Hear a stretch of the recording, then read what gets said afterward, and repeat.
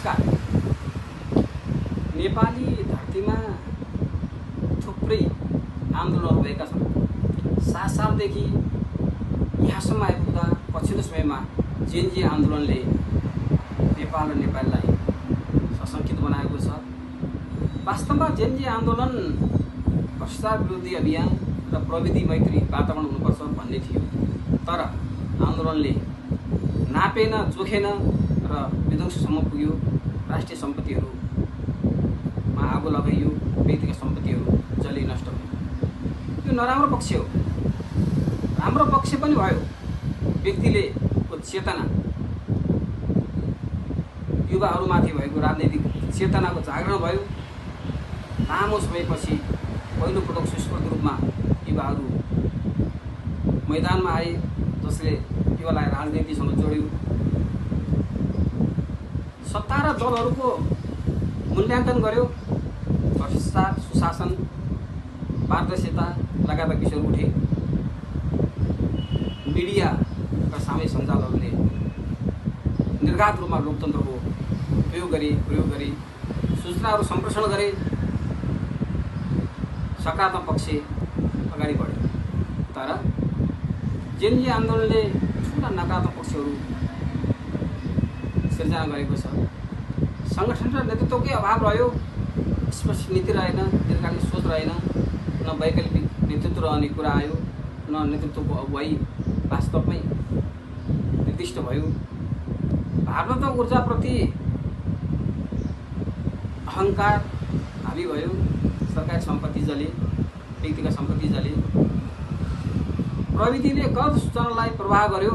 गलत सूचनाले मान्छेलाई दिग्भ्रमित गर्यो।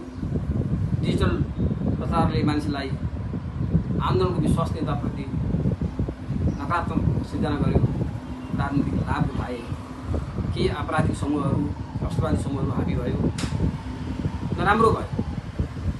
तर शहरमा जेएनजी आन्दोलनले नयाँ विचार अगाडि बढाएको छ। यसमा जब प्रविधि, जब सञ्जाल प्रवेश गर्यो, सञ्जालले अनेक गतिविधिहरूलाई मोबाइलमा कैद गर्यो र बिस्तारै ती रेकर्डहरू बजारमा आउँदैछ। यसरी आउँदैछन् कि समाजले प्रतिष्ठित भनेका, समाजमा अगुवाई गरेका नेताहरू समेत, व्यक्तित्व समेत आन्दोलनमा, आगजनी काण्डहरूमा अगाडि देखिएको र वाह मनाइरहेको यो दुर्भाग्य हो र समयले यसलाई छिनोफानो गर्नुपर्दछ। अनापमा 78 भाइ बहिनीहरूले रगत बगाए, थुप्रैले गोली खाए र शहीद बने। यो शहीदको, यो बालबालिकाले बगाएको रगतको उच्च सम्मान हुनुपर्छ र उहाँहरूले दिनुभएको भ्रष्टाचार विरुद्ध अभियानलाई आउने सरकारले राम्रोसँग परिपूर्ण गरी भ्रष्टाचारमुक्त समाज, समृद्ध नेपालको परिकल्पनालाई उजागर गर्दै गन्तव्य बनाउनु पर्ने युवाहरूको प्रतिको उच्च सम्मान हो।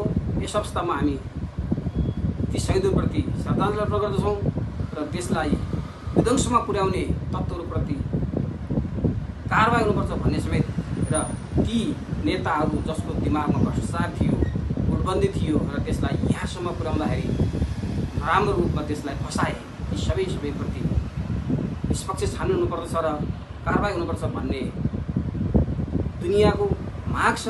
यो मागलाई अहिलेको सरकारले र आउने सरकारले पुरा गर्नुपर्दछ। यो नै जेएनजीप्रति सच्चा सम्मान हुनेछ। धन्यवाद।